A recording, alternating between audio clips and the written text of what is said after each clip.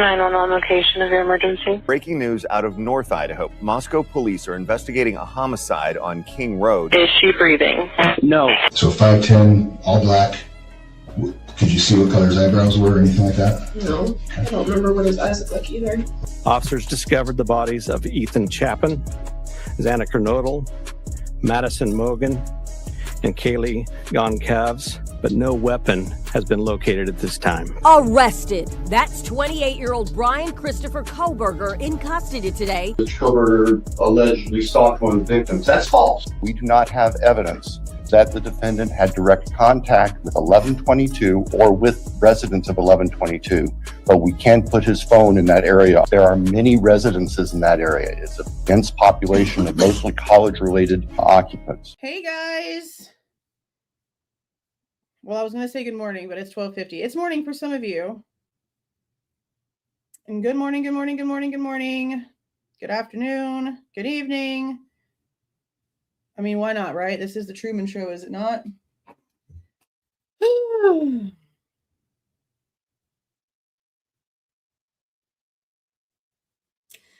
going to have to watch a few minutes of a channel that you guys know I don't like today. Because of this document.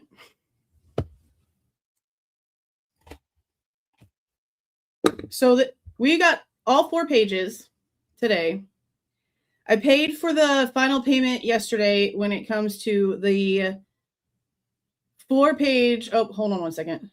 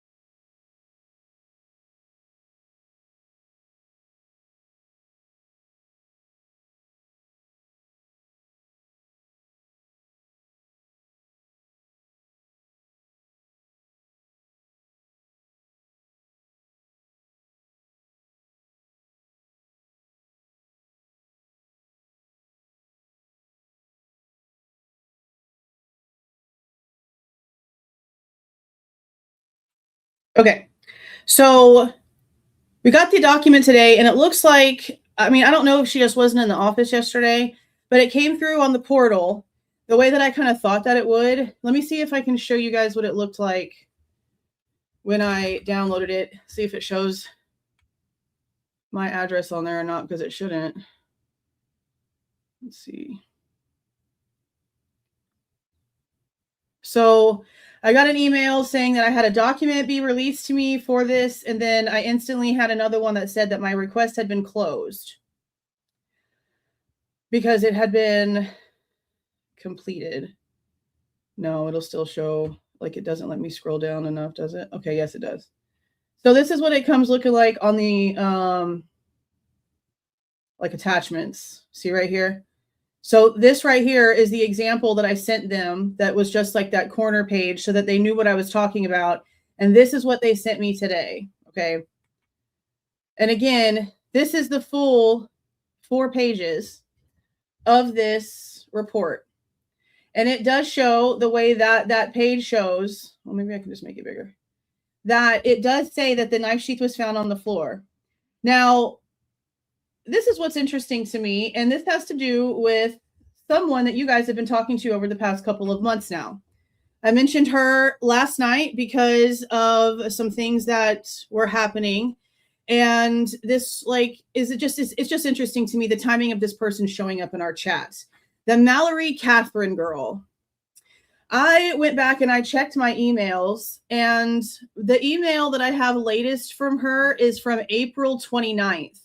When she emailed me her name and a bunch of information about her, like, location and where she is and how long she's been there and her mom's entire history. And then she sends a picture of her and her mom, which is the woman in the body cam that is the little short one with the little short hair, the purple short hair, that was working the scene. She is basically saying, she's been telling us for months now that her mom was there. Her mom worked the scene. She sees her in the camera. She sees her in some of the thumbnails. She takes her oath really seriously. She's not going to say anything. Well, now I question you coming out when you came out, because when we look at the document here, we can see that her mother's name is the one that's being redacted as the witness. And the writing for her name is exactly what Mallory has been telling us this whole time, that it's her mom's handwriting. So that would mean that her mother is the one who actually wrote that the sheath was on the floor. Am I wrong? Am I wrong? So she's been coming into the chat telling us a lot of stuff about her mom and her oath, and she even said how Bill Thompson was at her mom's retirement party and all these things. And her mom seems to have been the one that actually wrote this. Look at the handwriting. This is the woman's signature. And this is the writing on this. This was not written by Officer Talbot, the way that we were told by Chris Whitcomb and by Turvey that this was written. This handwriting matches this signature.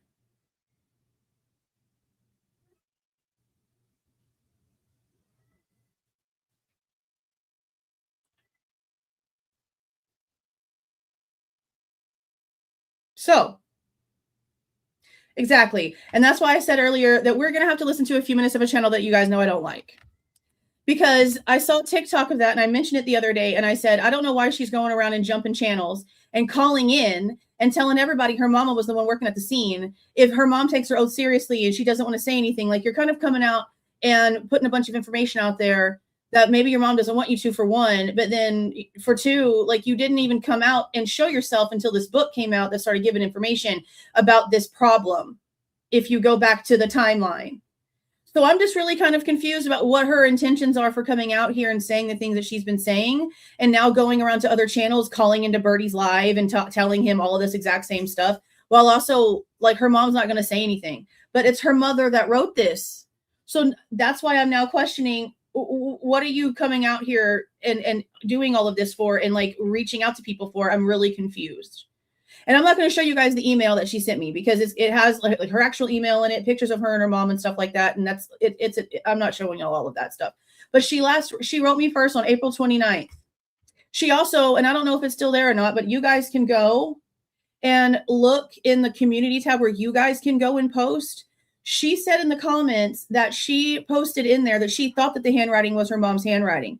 Well, your mom is now the one that we need to ask, why did she write that the knife sheath was found on the floor? Because it's in her handwriting. So I don't know what to do with that. I don't know what to do with that information, other than she's coming out and said it. And now she's hopping to other channels and saying it. And it's odd.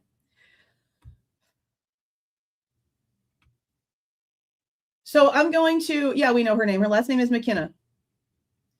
I'll tell you right now in the emails.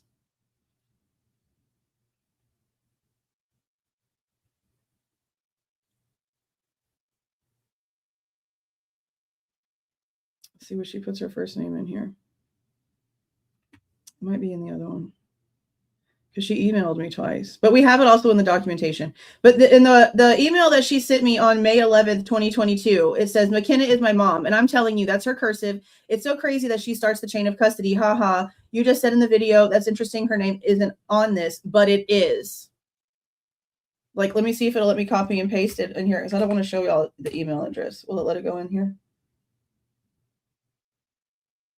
Yeah, this is look, I just copy and pasted the email she sent me. McKenna is my mom. And yes, we have her name on the chain of custody information. We have it on the chain of custody information in typing. So that's why it's interesting. That's why it's interesting. But we're going to look at this first, because this is the evidence stuff. And then we'll go and listen to what she had to say over on Birdie's channel, because I don't know the whole conversation. I just saw like a little, I don't know, a few second clip about it on TikTok, but I went and found it as soon as I realized, holy shit, that signature that they blocked out, that we paid the redactions for, little bitty small redaction fee, was to redact the girl's name. And this is the McKenna lady whose daughter's been in everybody's chats. And the handwriting on her signature matches the handwriting on the entire inventory report, meaning that her mom is the one who wrote that the knife sheath was on the floor. She needs to answer to that. She needs to, would she have not have been called? Like, that's my question now, I guess, at this point.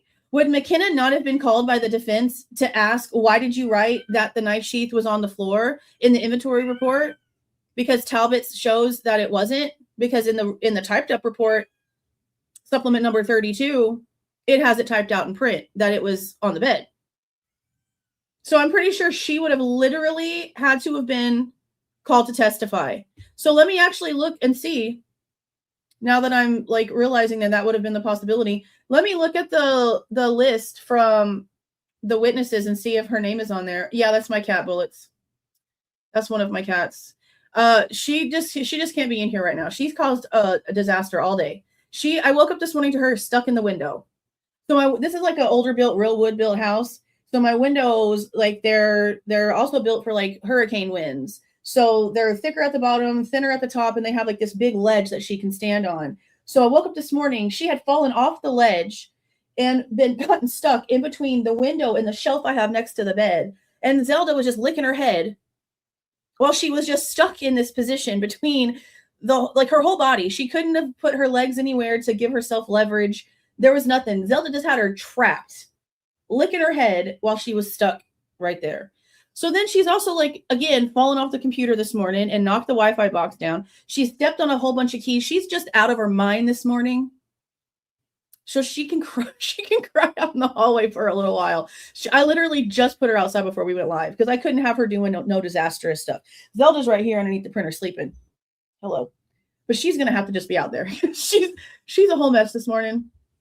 And she just has to stay where messes stay for right now. Okay, witness list. Let me see if the name is on the list.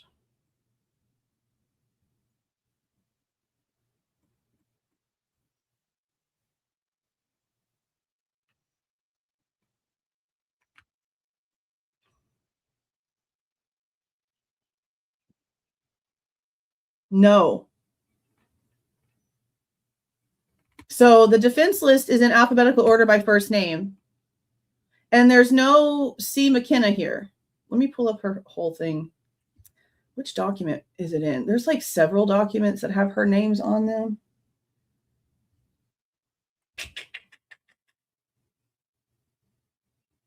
She wrote it. She wrote the whole thing.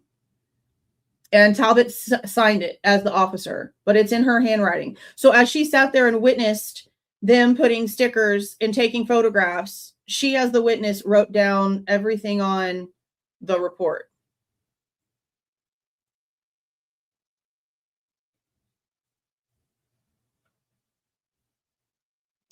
Let's see. No, I don't want that.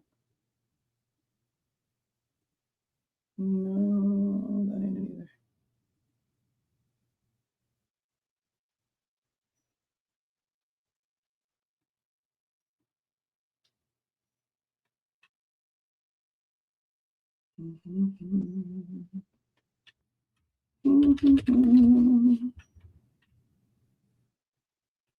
Yeah, see, and also look here. She's also the name on the chain of custody. See it? C. McKenna. Same handwriting.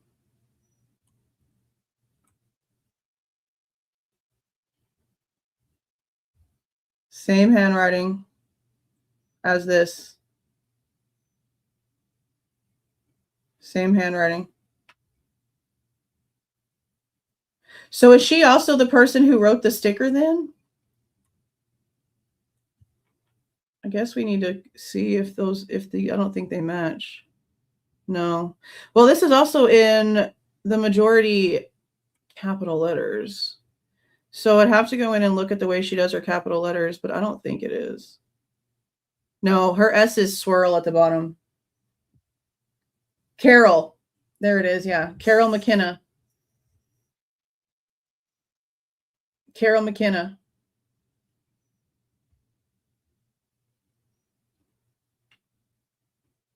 I don't know if Talbot wrote the chain of custody or if Shannon Arredondo did. I don't know, because Shannon Arredondo is the one who actually took the evidence in when it got delivered by the trooper. So I don't know if she would have instantly called and been like, okay, what's going on? This thing doesn't have a chain of custody. I slapped a sticker on it. So now you need to like tell me what's, what it needs to say. I don't know. But I thought maybe it might have been her because that handwriting kind of looks a little bit similar.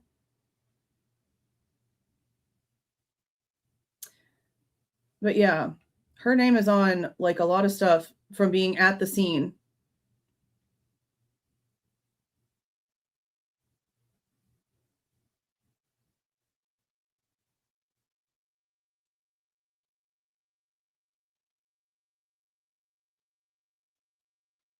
Okay, so let's look and see what this says. Let's see what does. Well, see, I need two screens. If I had my, I either need to figure out a way to add something to this computer. I gotta figure this out because I can't add a double monitor. And I'm only saying this right now. It sounds like redundant because if I had my double monitor set up, then I could have both this and the printout one together side by side on the screen for y'all to watch, and I could still be able to see the chat. But in order to have it to where you guys can see both, I have to share the full screen, and doing the full screen, I close off my chat. I've tried 1,000 different ways, and for some reason, the computer is not detecting a second monitor with the every single connection that you could possibly think of. I've probably tried I've tried all of them. I've bought several different things to try to figure it out. And I'm no dummy. And my son builds computers. And, I just can't. It's the system, I think. So I guess I'm just going to have to go back and forth, which kind of sucks. Or I might just close off the chat to my vision anyway and just do it the way I need to do it and just not look at the chat for a while. Because I wanted to do like a straight up comparison. Let me mess with this and see what it'll let me do. Share this tab. Is it going to do it? See? So what does it do if I go to this one? Does it not switch? It doesn't switch. That is so ghetto. Ghetto! I don't know why she's whining. She's in there with both of the boys. Okay, let me see. Do like this. Okay. Like this. I'm just not gonna be able to see much of the chat. Which honestly doesn't even matter. Oh shit, I just closed off what of birdies we're gonna watch. It's fine because I know how to get back to it. Okay, and then get rid of this. Okay.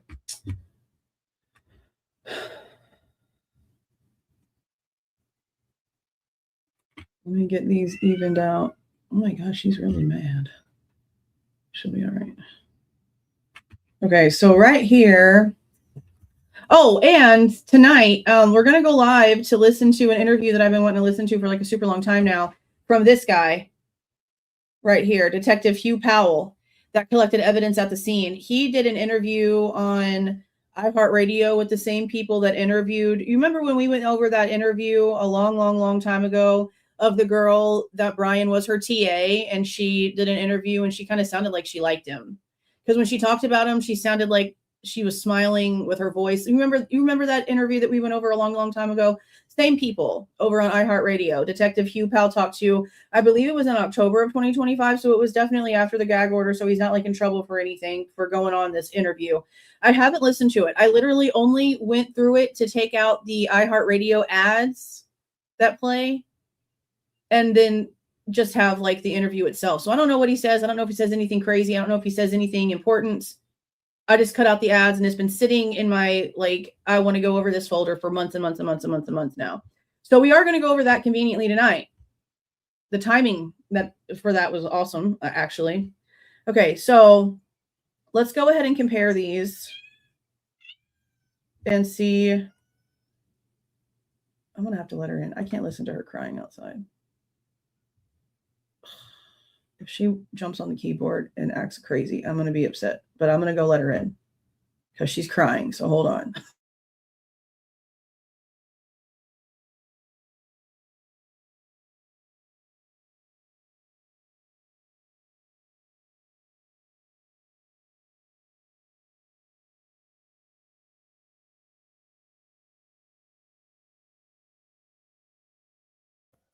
Okay, well, what are you going to do here with yourself?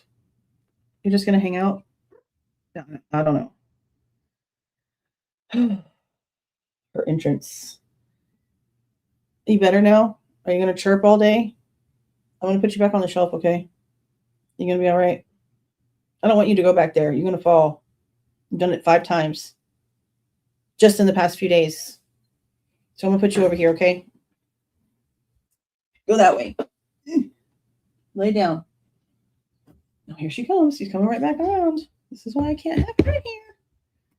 She's crazy. What are you doing? She's going to chirp. She's going to rub her face right against the microphone. You can't rub your face on the microphone. Come here. Crazy. That is not a scratch pad. You can't do that. Oh, okay. Go over there with Zelly. Or not. What are you going to do? Okay. I mean, she's done this before too while I've been working, so maybe she'll sit right here. I really can't. She breaks. If it's not my kids breaking everything and, you know, that's mine, it's the cat. It was cut. Yeah, it was cutting out because the cat was rubbing her hairy little face up against the microphone. Is she going to hang out right there?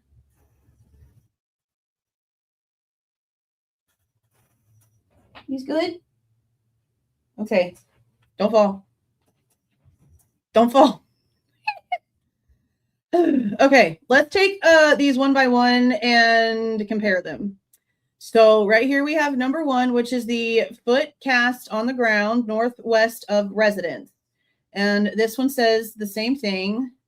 Shoe, well, actually it's worded differently, a little bit differently. This says, oh, and see, this matters, bro. This matters to me. And now I'm going to have to look at the chat, okay? Handwritten, it says foot cast.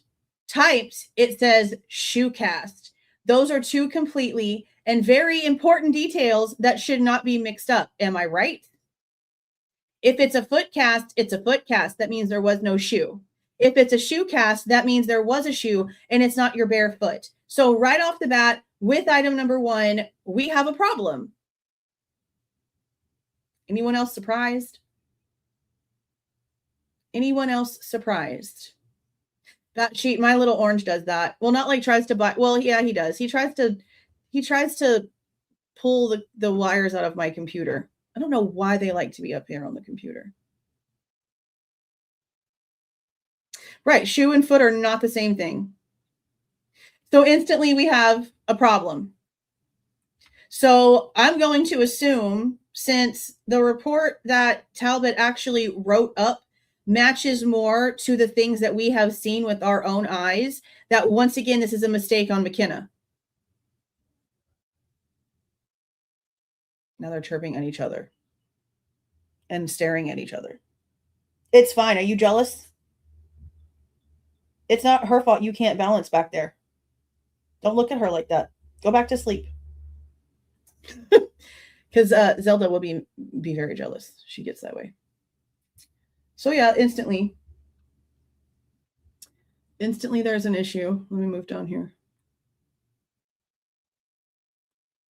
Instantly there's a problem.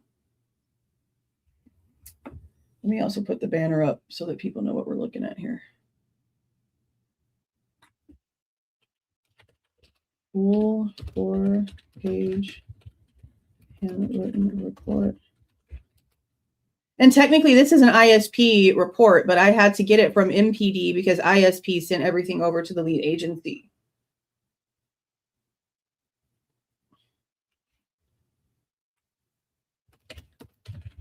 Evidence. Like the 122.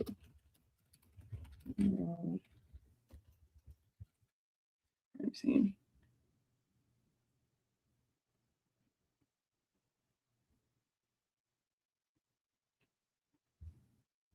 Okay.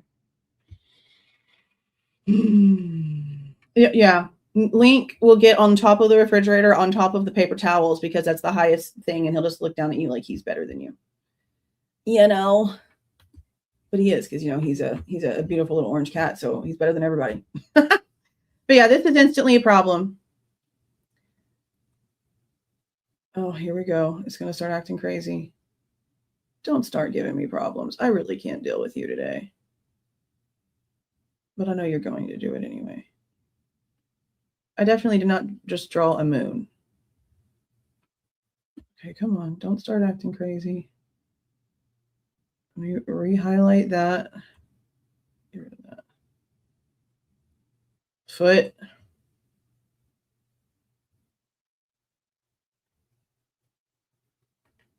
Shoe. Two completely different things. Okay. Next. Number 2. Fingerprints lifted south kitchen window. Latent prints collected from exterior of south kitchen window. Okay, yeah. Exterior is extremely important.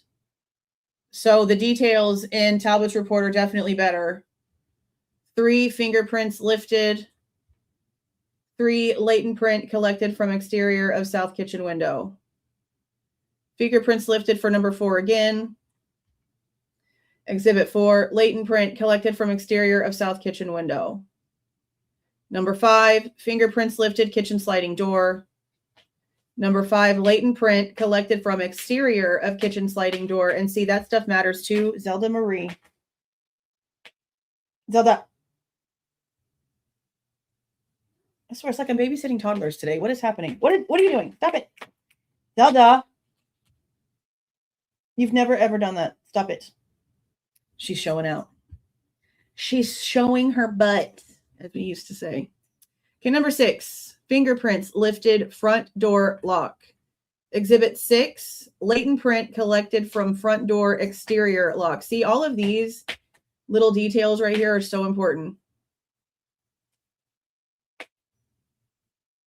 Exterior, front door exterior, all that stuff like is so important. Okay, victim number 1, female, 2nd floor bedroom, that would be Xana. And as we have here, exhibit number 7, Kernodle, located on floor 2, west bedroom. Number 8 is cell phone, iPhone, gray, floor next to victim 1. Exhibit 8, gray colored iPhone, located on floor next to Kernodle's left side. See, this is important right here. This also tells me that while Talbot is doing his report, he's most likely doing what he's supposed to be doing, which is looking at documents. Not just documents, but looking at photographs and maybe even video so that he can clarify exactly where things are. That's what it seems like to me, because he's definitely more detailed. And remember, that's Ethan's phone. Xana's phone was on the bed with Ethan for some weird ass reason. And this cell phone, the gray phone that was on the floor next to Xana, had a big, huge chunk missing out the top of it. We see that in the main photo drop. Well, the one that I call the main photo drop from January 20th. Number 9, pink laptop, 2nd floor bedroom. Number 9, pink laptop located on chair chair of floor 2, west bedroom. Definitely more detailed there. Then we have number 10, victim number 2, male, floor 2, bed, 2nd floor bedroom. And this one says exhibit 10, Chapin, located on bed of floor 2, west bedroom. Number 11, cell phone, pink iPhone, bed, 2nd floor, clear plastic case. It said kind like Kate. It had a sticker on it. And this shows that number 11 is the pink colored iPhone located on bed of floor 2, west bedroom. And then we move down to what's technically page 2 of the handwritten report. And we have number 12, pink laptop, east, 3rd floor bedroom. Pink colored laptop located on desk of floor 3, east bedroom. Number 13, cell phone, black iPhone, clear case, 3rd floor bedroom. So now we're on the 3rd floor with the girls. Exhibit number 13, black colored iPhone located on nightstand of floor 3, east bedroom. Now see how this should have said that. On nightstand. That detail should have been in here. We know that that's supposed to be Maddie's phone. And you can see that in the photographs, that it's right there on the corner.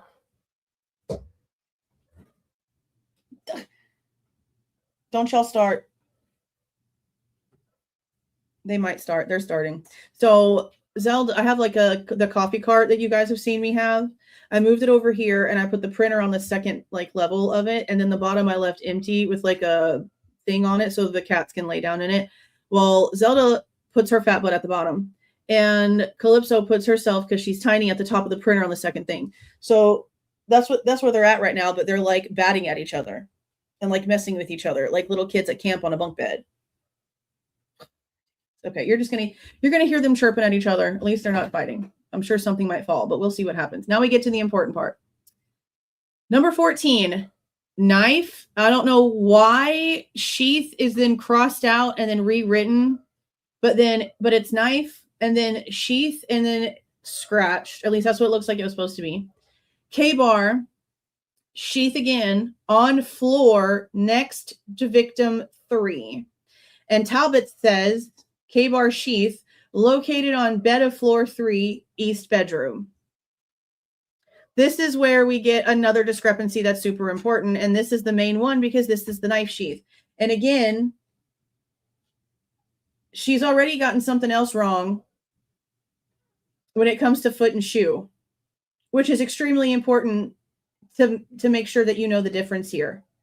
So I don't know why she wrote that it was on the floor. Is that how she witnessed it originally? Is that how McKenna originally witnessed it and then it was moved and she hasn't said anything? And for some reason, the defense isn't going to call her as a witness? Because why wouldn't you call her as a witness? Why wouldn't you call her as a witness? Now, maybe that would have changed. Maybe that would have changed if actually they had just gotten this information. But I don't see how they could have possibly just gotten this information. This was something that was filled out on day 1. This would have been one of the first things you would think that the defense would have gotten, before Kohberger was even a thing. Well, I mean, maybe not the defense, but the prosecution would have definitely had all of this together before they even had someone arrested. And that would have been like the first set of information that went over to the defense. They're about to have to get out. They're about to have to get out. No, it's acting up. My internet's been acting up because we're supposed to be getting storms in here. So it's been acting up. Would you two play nice, please? Please and thank you. So I don't know why it says this, but McKenna is like the only person that can answer this question at this point. The one whose daughter is out here telling everybody that she's the one who was there at the scene, that she's the one in all the photos, she's the one in the video, but that she takes her oath seriously and she won't say anything. Well, like you would need to at this point, don't you? Causing commotion.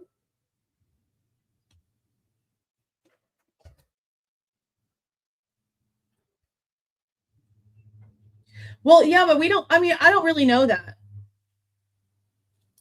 We don't really know that. We really don't. We don't really know what they had and what they didn't have. They can say whatever they're saying. Turvey can say whatever he's saying, but he also said that everyone was decompartmentalized, that nobody talked to each other. So he only knows what he was allowed to know for his expertise. He doesn't really know, or not really. He does not straight up, period, concrete, definitive, know the rest of everything. And he's the only one out here talking. So he can only tell us what he actually has knowledge of. And he's already said himself, and Taylor kept everyone extremely separate. So we only know what he's telling us. And what we've seen so far is not everything he's telling us is true. Not everything he's telling us is true. They weren't counting on those autopsy reports to come out so early. The thing about the signature wounds is important because he's clamoring on that. For what? It's not true. They're not even in the same location. So that's kind of strange to just come out here and try to put this whole aura on the situation that doesn't exist when there's other very important things that actually do matter here. Like this is important. This needs to be answered to. Who wrote this report needs to answer why they wrote it like this, if everything else tells us differently. The only thing that we haven't seen is the body cam.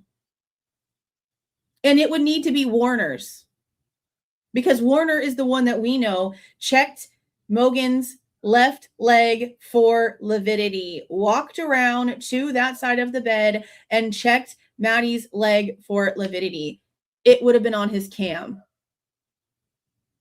Partially covered, meaning it's sticking out underneath that comforter. If it was on the bed, it would be on Warner's body cam. So why is, and I understand why, but I don't at the same time. Why is Noon's first responder body cam the only one that's listed in things that were going to be sent over? Why wasn't Warner's? Because as far as we know, Noon's never walked straight up into that bedroom. He stood at the side. Warner is the one who actually walked in as Noon's was back by Kaylee's door. And then the doors all got shut. Noon's didn't walk into that bedroom. Warner did. And when it comes to the body cam that Chris Whitcomb has even been talking about and discussing, it's all been Noon's. And when it comes to how he's describing how he thinks Eric Warner saw something, he's basing that off of what he is seeing Eric Warner do in Noon's camera, not Eric Warner's actual view from his own body cam that could actually see the knife sheath if it was on the bed or on the floor by the bed, wherever it would have been in that area. He was a foot away from it. It would have been in his body cam. It would have been there.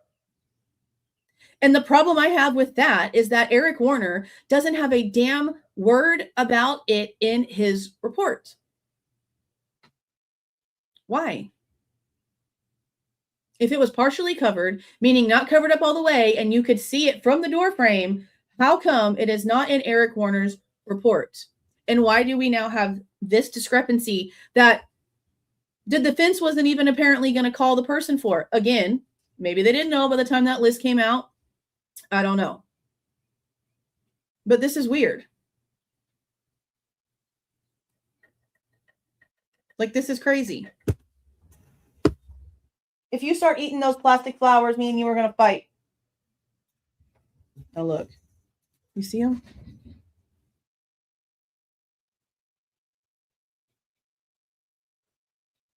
I mean, we could just be the Lipso and Zelda show. What are y'all doing? Don't you dare. They're just over there causing commotions. They're going to start batting at stuff here in a second. I'm going to have the boys come and get them because they are definitely, it's because of this storm coming in. They're a bit hyper. Yeah, no, that was the first interview. Was over on Devil's Advocate. Yeah. All right, give me a second.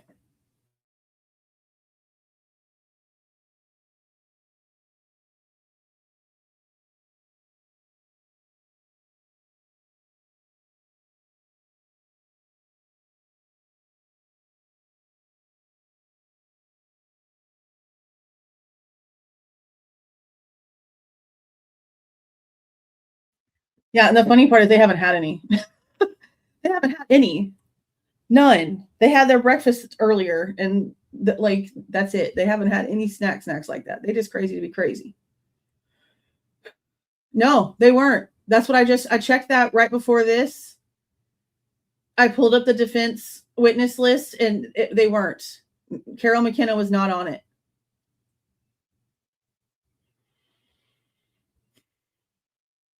Yeah, the bunch of people. Yeah, the people that interviewed Chris Whitcomb. See, and that's another thing. They could have easily been ready. Okay.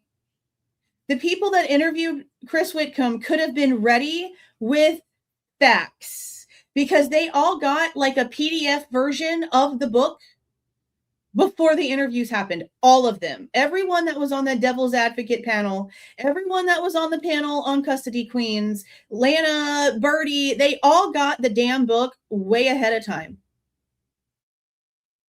They were pulling it up on a devil's advocate after the interview was pulling it all up and had dates on it and said how much time they had to go through everything. They had time. They could have come at him with receipts that we already had at the time. None of them chose to. Make that shit make sense. You don't get a book ahead of time to go through, see all the bullshit that we as a community by the thousands have seen in it, and you have an opportunity to bring receipts to the author and ask very definitive, specific questions with proof that everyone can look at, including him, and you don't? How many people is that? At least 10. And Jeanette Levy, same thing. There's no way that y'all didn't see these issues and decided just not to?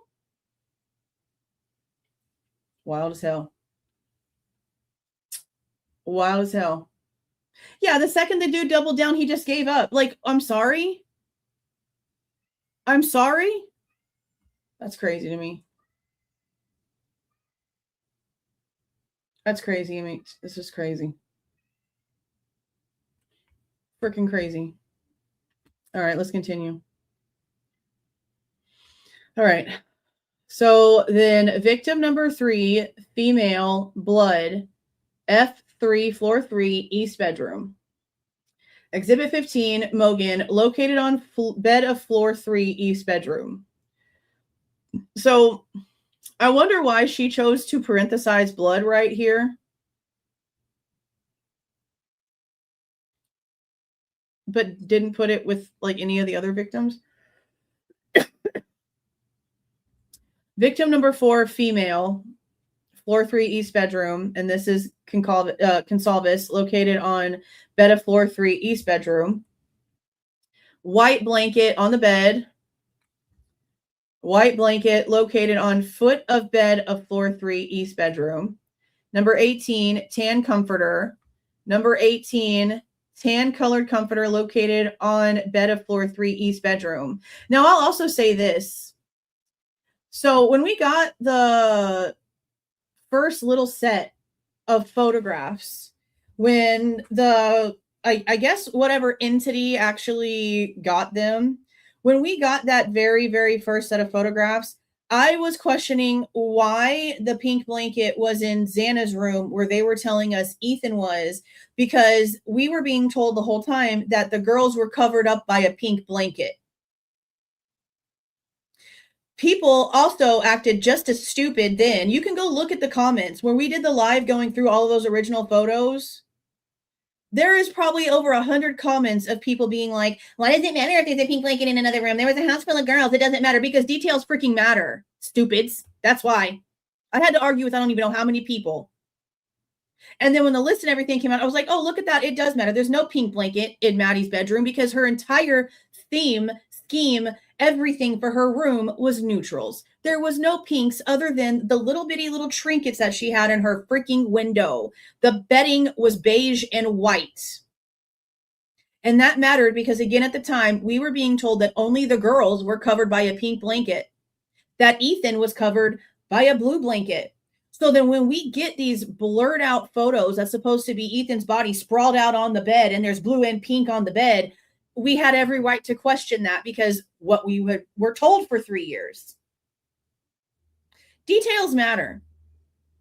Foot versus shoe, that shit matters. Pink versus white and beige, that shit matters.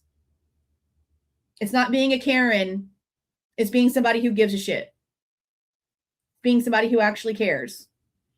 So then we have the cell phone that has a blue iPhone with a pink case on the bed under victim number 4. So both Kaylee's cell phone and the vape that apparently belonged to Jack was underneath Kaylee's body, which is still interesting considering the fact that we've been told in the reports that Kaylee's body moved over to be on top of Maddie's right side after she died.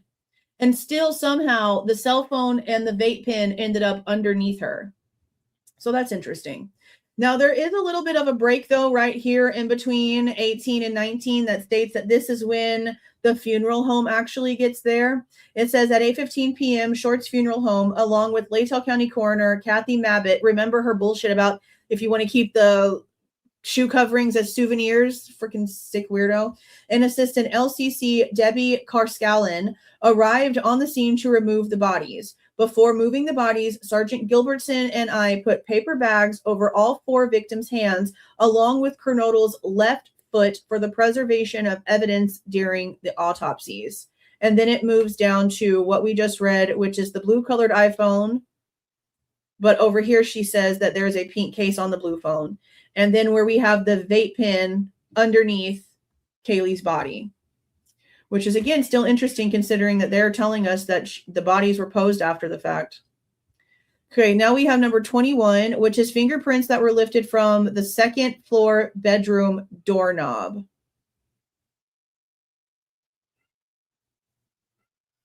So from Xana's doorknob on her bedroom door, they lifted prints. Now here's where they have the knife. 2nd floor living room table. Steak knife located on folding table in living room. Then we have a bunch of swabs. Number 23 swab, north wall stairwell. Number 23 blood swab collected from north wall above floor 1 and 2 staircase. So these are the ones that are above the wall, right there above the handrail, that are supposed to be Kaylee and Maddie's mixed diluted blood up on the wall. Oh, I've missed some things. Welcome, Shadow Taker. Welcome, welcome, welcome. Thank you for the $4.99, Brianna. Secretly listening to you at work while paying more attention here. Thank you for how you do and who you are. I appreciate that. Thank you. Don't get in trouble. But that's what I used to always do too. But when we were working in office, because they didn't want us having our phones out, they didn't want us like listening to anything, but they knew that we were going to. So it was always like those secretive little AirPods, because you expect me to sit here, listen to this clickety clack shit all day and not lose my mind. Ain't gonna happen. 5 months, Laura. Thank you for being a member. Thank you for joining, Maya. Welcome, welcome, welcome. 2 months, Joy. Thank you. Thank you for being here. Thank you for the 2 JJPP. I appreciate that. And welcome back, Curious Cat. Welcome, welcome back. All right, let's continue. So now we have number 24, which is the north wall stairwell. Exhibit 24, blood swab collected from north wall above floor 1 and 2 staircase. Number 25, swab on the half wall. Number 25, blood swab collected from south side of half wall, floor 2. Number 26, swab from the half wall. Number 26, blood swab collected from south side of half wall on floor 2. Then we have number 27, swab above the stairwell. Number 27, blood swab collected from wall above floor 1 and 2 staircase on west wall. Then we have number 28, swabs, floor 2, north wall next to bedroom door. Blood swab collected from north wall of hallway near west bedroom entrance. Number 29, swab, floor 2 on the light switch. Exhibit 29, blood swab collected from floor 2 west bedroom light switch. And see why it would have been important for the person who wrote this to say like which bedroom it was going, like which bedroom, because there's 2 rooms on each floor. So unless you actually know, you might think that this is Dylan's room that they're doing all of this stuff in. Until, and even with it saying west wall, that still could be Dylan's bedroom, but the west wall in her bedroom. So I'm glad that the report was rewritten with someone that was paying attention to the photographs, even though we do have an issue with the knife sheath, because the way that it's written in the typed form is a lot more detailed and a lot more specific, like it needed to be. Number 30, swab, floor 2, south wall splatter. I'm sorry.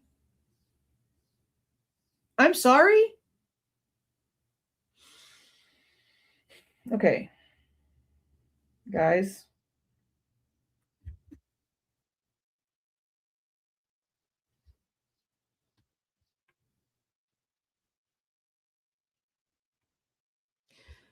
Regular lay people, they can make this mistake. Regular lay people can make this mistake. There is no reason why someone who works for the forensic team and has worked for the forensic team long enough to now in 2026 be retired, to be writing splatter for blood. If this doesn't tell you the level of incompetence that the Idaho State Police Forensic Department is working with, what else will? What?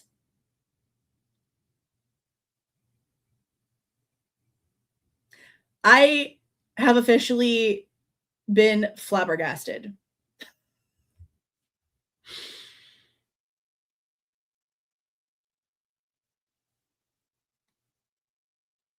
I can't. This is what?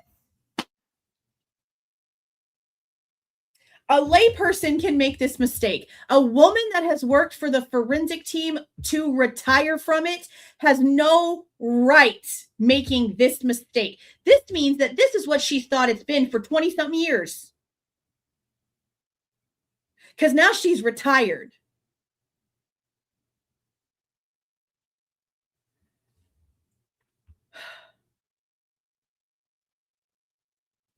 I'm going to have an aneurysm. I'm going to have a stroke. I'm going to have an aneurysm. I'm going to just seize out one day. That's what's going to happen. It happened before. The only seizure I've ever had in my life was when I was under a shit ton of stress and it just freaking happened and it never happened again. And I couldn't drive for 6 months and it was like a whole thing. This case is going to cause me to have a whole seizure. I'm going to have a whole episode. I'm going to have a whole episode. What the fuck? Okay.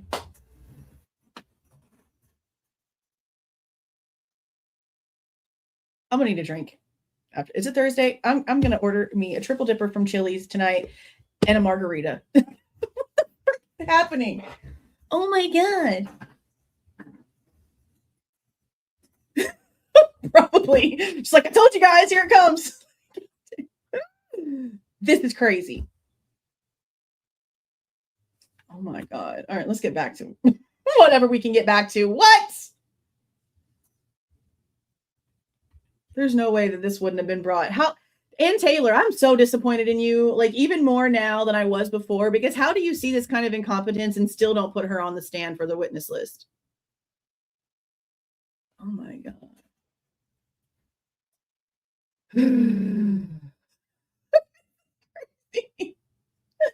This is insane.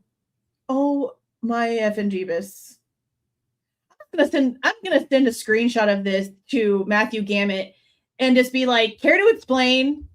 Like, do I need to even like detail anything? Care to explain? Oh my God. Oh my effing Jeebus. Okay. Wild. You gotta laugh, you know? You gotta laugh because otherwise you're just gonna stroke out. God damn. Okay. All right. Number 31. Oh my God. Swab. Floor 2, west wall between bed and nightstand. Swab. Oh, wait. Okay. Oh, look, he didn't even see. I was so distracted by the splatter. I didn't even read the other side. Okay. So for number 31, we are right here. Blood swab collected from west wall between bed and nightstand of floor 2, west bedroom. It's going to take me a minute to compose myself. Okay. 32, swab, nightstand on floor 2. 32, blood swab collected from nightstand near west wall of floor 2, west bedroom. Number 33, swab, floor 2, floor under victim 1. And then it says right here, number 33 is blood swab collected from floor under Kernodle. So now we're going to move down to page 3 on the handwritten one. It stays the same for the typed. Number 34, swab, floor 2, west wall next to mirror. 34, blood swab collected from west wall near mirror of floor 2, west bedroom. 35, swab, F2, study table. 35 blood swab collected from left leg of desk along north wall of floor 2 west bedroom. 36, ooh, what did you do that for? Okay. 36 swab floor 2 outside of bedroom door.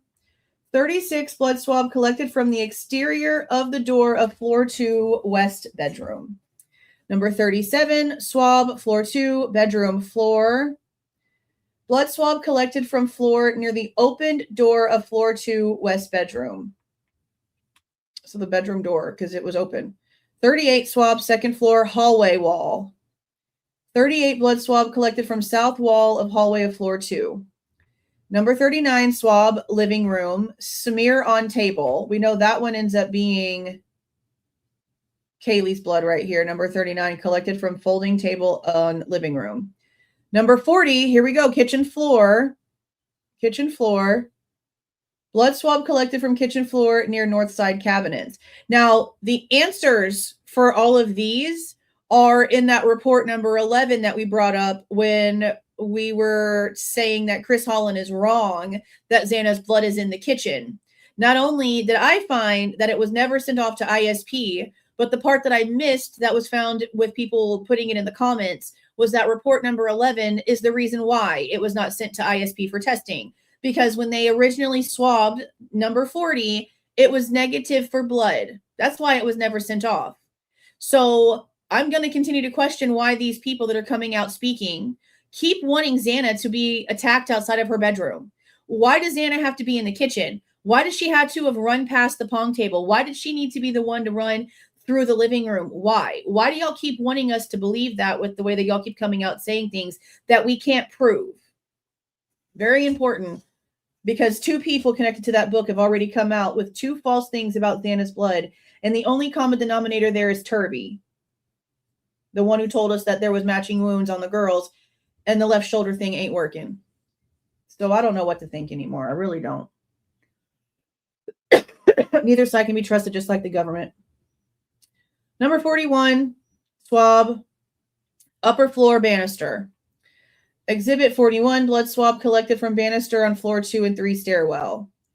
Number 42, swab outside bedroom door of floor 3. Number 42, blood swab collected from exterior of door on floor 3, east bedroom. Then we have 43, swab, F3, north wall. And then we have 43 blood swab collected from north wall above bed of floor 3, east bedroom.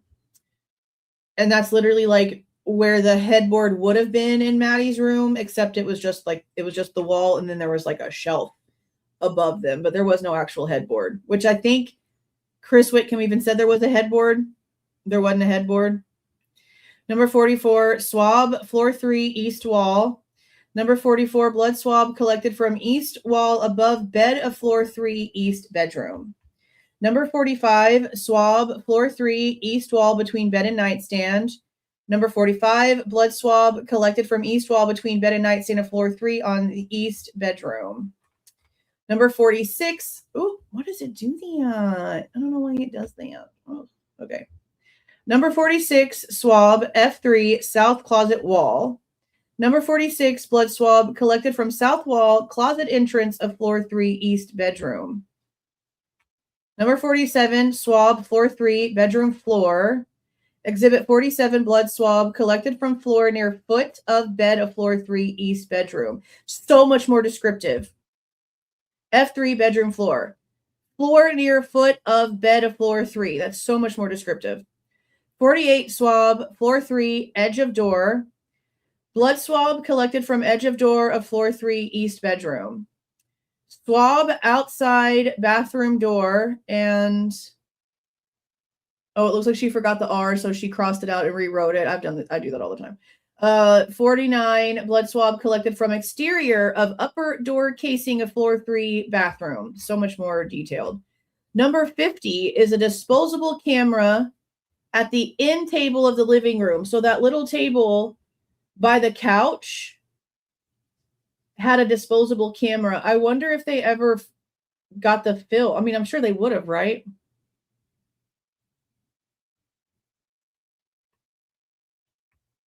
I wonder I wonder if they would let us have those. I mean, probably not, huh? Oh, oh my God. Thank you for the $4.99. T Grinky. I'm sorry if I'm saying that wrong. I'm sorry. Thank you so much for the $49.99 for multiple marks tonight. This is so stressful. And that's going to go to the FOIA fund. But I will definitely, buy a coffee, get a coffee delivered or something like that. I very much appreciate that. Thank you so much. Thank you so freaking much. I appreciate that. This is crazy. This is honestly crazy. Splatter. I should redo the entire thumbnail and just circle the word splatter and just make it the whole thumbnail.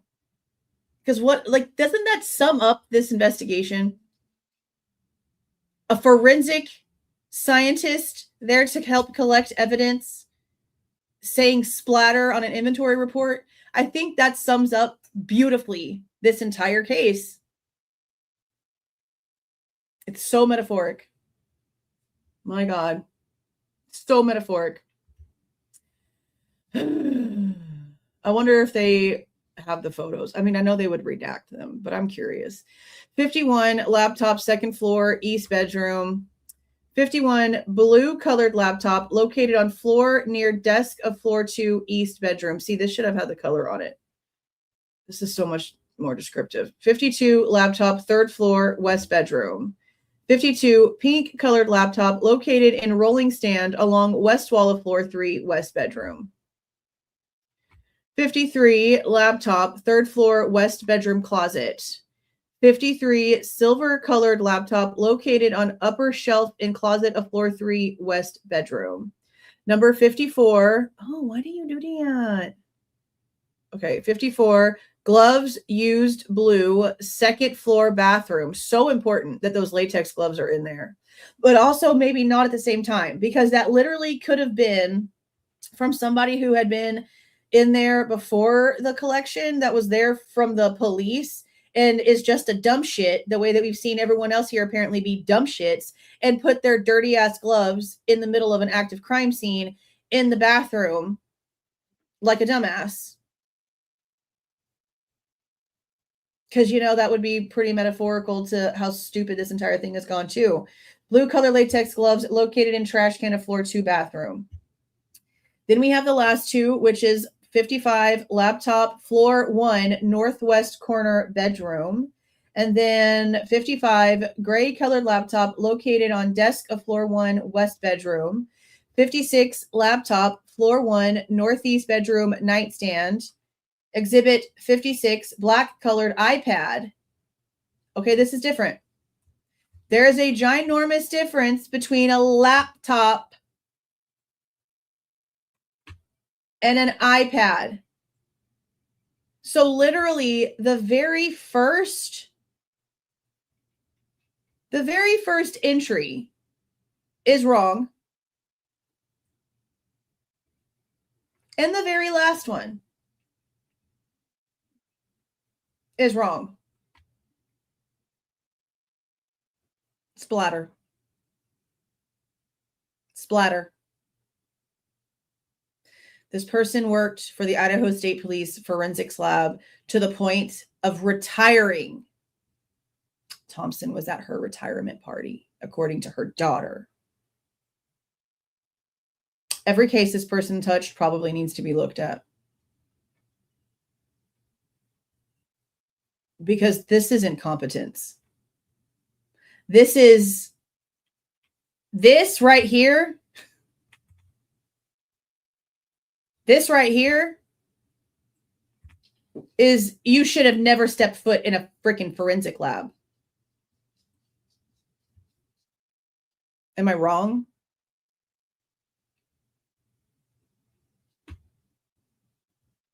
I'm bewildered. I am bewildered.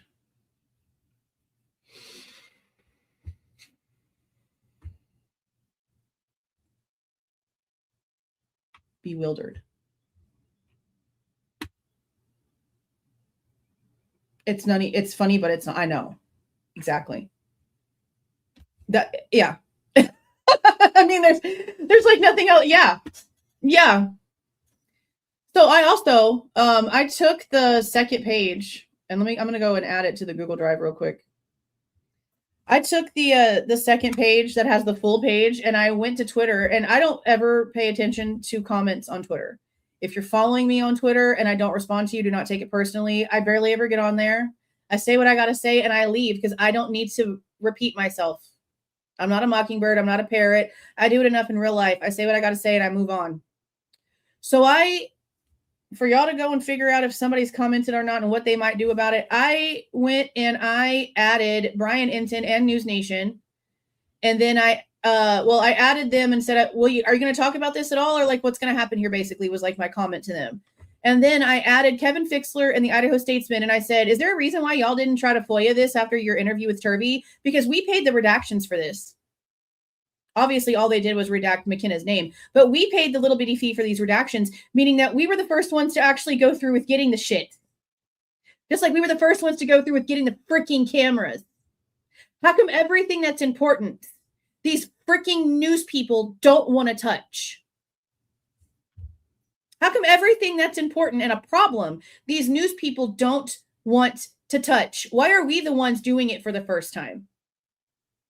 They get the accolades. They get the most attention. People listen to all the lies that they spread because they're associated with the news organization. But we out here are actually going in and getting the real stuff that's happening, and they don't give a shit to even bother talking about it. How do you have a freaking conversation with Brent Turvey, allow him to give you a photo, and then you don't even bother to follow through? You're not an investigative journalist, Kevin Fixler. You're someone who just writes articles based on your day. You're a vlogger at best. Because what the fuck? I'm so tired of this incompetence. I really am. I really am so tired of it. Okay. This goes with Moscow. Let me put this in here. 4-page handwritten report. And this one won't have any markings on it.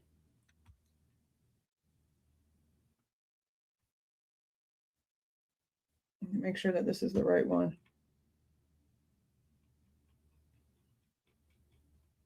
Yeah. All 4 pages. And I know some people say I should put a watermark on my stuff. I just don't want to be a petty little loser like that. So if people give a shit about where stuff comes from, it doesn't take them but 30 seconds to figure it out. They want to be little liars. That's on them, not me. That's on them, not me. All right. It is now in the Moscow Police Department FOIA folder. Let me go ahead and reshare the link to the Google Drive folder real quick, and it should be open. It should not need me to approve anything at all. Yeah, anyone with a link.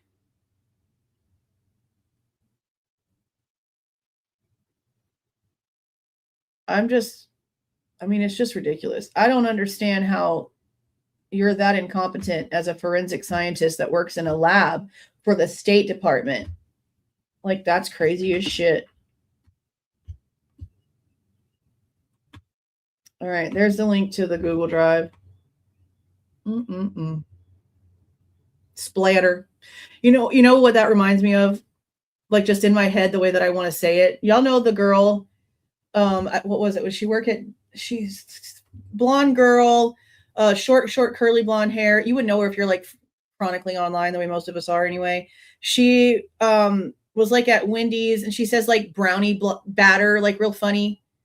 Brownie blat. I don't know how she says it, but she like really like enunciates the very like beginning of the word, and it's just funny. Her and her sister have a channel together. Her sister's name is my name. That's kind of like the only reason why I've even paid attention. And I don't know, when I hear splatter, when I see splatter, I'm envisioning her saying it the way that she says brownie batter, and it's just funny to me. I don't know. This whole thing is ridiculous. I'm trying to make myself not lose my mind.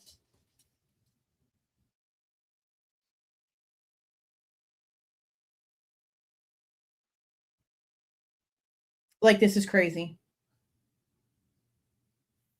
Super freaking crazy. Let's see.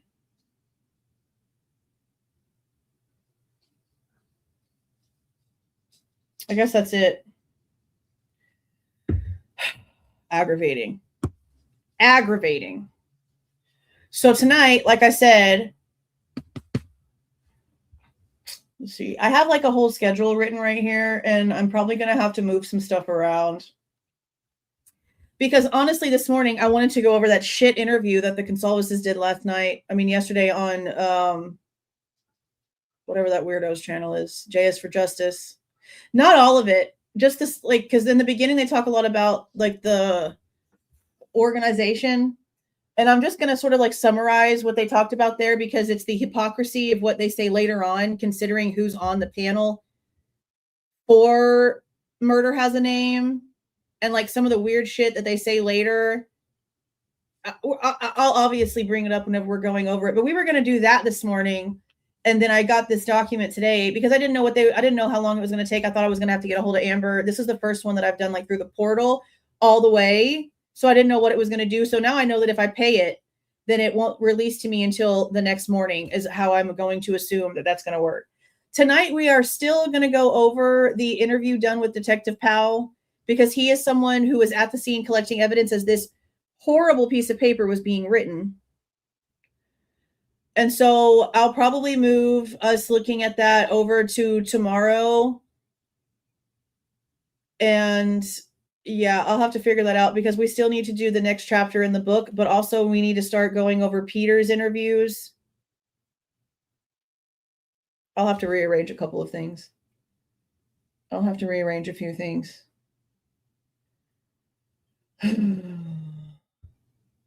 Yeah, I mean, I just don't know why they're still out here lying. And I know that people don't like them, but it's still important to listen to the bullshit that they're saying, so that when people are out here running their mouths about false facts because of where they're getting it from, you can say exactly what you need to say. That's the main reason why I even pay attention to this, because it's ridiculous. They're still saying that he returned back to the scene and his phone connected to the Wi-Fi, and Steve's just acting like they got all this information while he calls cops law force. He sits there talking about how, oh, the IT department's too stupid, they couldn't figure this out. Boy, you can't even spell. We have 1,000 of your text messages, Mr. IT, and your grammar is disgusting. So don't sit there and say shit about nobody, okay? Okay? And then the only thing that I actually appreciated about that interview, because I'm really surprised that she even bothered with this, is that she brought up the clip from Crime Talk where he mentions the Alford plea. So watching Steve try to like lie about his answer to that one was so interesting. Because they're still saying, oh, we didn't know anything until Sunday. Bullshit. I got proof that you knew on Thursday y'all had to meet up on Friday, meaning that y'all knew for sure on Friday at the earliest. I mean, actually at the latest, that something was going down. But you still coming out here lying, constantly lying. You don't have time to rally around an Alford plea not happening if you had like only a weekend of a heads up. That's not how that works. That's not how that works. And I know that they were on the interview room the other day too. So I haven't listened to that one. I'll probably listen to it just to see what else, other dumb shit that they say, but it'll probably just be like a short little nothing post instead of like a live on that one. I can only take so much of them, and it's all the same lies over and over again. And they don't care what's being said to them, because no one they talk to ever actually says anything straight back to them. Jay for Justice has just as much information on this case as we do, but she's going around and literally agreeing with everything wrong that they said in this case, when she easily could pull up the proof that they're wrong. The parents should be out here speaking on facts, not out here speaking on their bullshit. And they have continued to do so. Ugh. Ooh. I know, I don't like her. I haven't liked her. I haven't liked her in forever. I don't like her from day one. I've never liked her. Yeah. Yeah. I'll actually drop a link in the live for when we went over that interview, because it was done at CrimeCon and it was like last minute. You can tell that it was like a caught off guard interview, and the Goncalves were on something. And that could be as simple and innocent as alcohol, but they were definitely not sober during this interview. And what was disturbing is that Mr. Ethical Lawyer over there knew damn well that he was not talking to a sober person, and kept pushing the conversations and kept antagonizing certain things and getting Steve riled up. like the true piece of shit that he actually is. The same way that Nancy Grace sits there and has this disgustingly constipated look on her face while she wants you to describe in horribly dramatic detail the pain in your chest you felt when you heard your daughter died because she needs you to be descriptive for ratings. That kind of nasty ass shit. You can tell I got a lot of problems with a lot of these people because that's just all the way around stupid. All right, let me see where this was. Right here. It was back on May 31st when they were at CrimeCon. Here is the live review that we did on it. If it'll load up right here. Right here. Yeah, he definitely said that he threatens Kohberger's life twice. And even says that he has like heard things and talks about how, yeah, all those vegan meals, yeah, something in Gen Pop's going to pop. Like he's saying some crazy shit in this interview. He also says Kaylee is their adopted daughter. So there's that too. He was intoxicated. It was Vegas. He should have never did any sort of like impromptu interview. It was in poor taste. And I can say whatever I can say, whatever I want to say about it because they all allowed it to happen. But on them, Crime Talk as a lawyer should have had the couth and the morals and the ethics to not sit there for 30 minutes and hold an intoxicated, under the influence parent and antagonize them and get them to say all kind of crazy shit just because you wanted something for people to watch. You're a dirty, dirty piece of shit. Dirty piece of shit. Okay, I guess that's it. I'm going to get off of here. One more thing. I will drop the link to tonight's live also in the chats when we go over Huel Powell's interview. Now, I did have a different picture of him that I was going to use for the thumbnail because I found his Facebook. And so I had one that he was at like some sort of ceremony and he was like in his full outfit with like the big tall hat and stuff. But I went back into Aaron Morris's body cam and went into the transcripts and found where he was directly spoken to by his first name. And then he responded. So I knew who in the camera footage he was. And then that's why I went back and put the one on there that's on there. But it was him in like his badge, his big old tall statesman hat, everything else. So this is the one right here. This is tonight's live. I'm pretty sure the live that this live will direct to at the end is going to be the live that I'm going to have on my second channel on Sunday going over the UFO disclosure files. I'm pretty sure I have it set up that way. So here, oh, we got some more memberships. What? Thank you so much, 1985 and Lorena, for each 5 gifted memberships. That's 10 more members. Thank you so much. I appreciate that. Welcome, welcome, welcome. Congratulations to those who got those. We're going to be doing multiple giveaways on our members only live. So don't forget to be there. We're going to be doing that on Monday, May 29th. No, June 29th. And I usually try to do those like sometime in like the 5 o'clock-ish hour so that it's not too late for everyone all over the world that come to this channel that are members. 5 o'clock, maybe sometime around like 4. We usually try to put it somewhere around there to where it's a little bit earlier. So a lot of people should be able to join in. We've got over 1,000 members. So we should see quite a few people. Even if you're just listening in to see if you win or not because you're at work, just make sure that you've got it on there so that you can be, enter to win. Enter to win. Some cool things. But yeah. All right. I'm going to see you guys in a little while. It is 2:08. We got about 5 hours, 5.5 hours until our next live. Now, if something new unseals, something new happens, this will again, for the millionth time in the last 5 or 6 months, be pushed back. But this is the plan for now. You guys have a great rest of your weekend. Have a good day. Take a walk, get some sun, eat well, drink your coffee. See you guys soon. See y'all. If you like the way that I present this information and give my opinion, please don't forget to leave a like on the way out. Subscribe to the channel if you have not subscribed already. And please don't forget to make sure that the notification bell is set to all so you don't miss any of my rants, reviews, reactions, updates, or deep dives.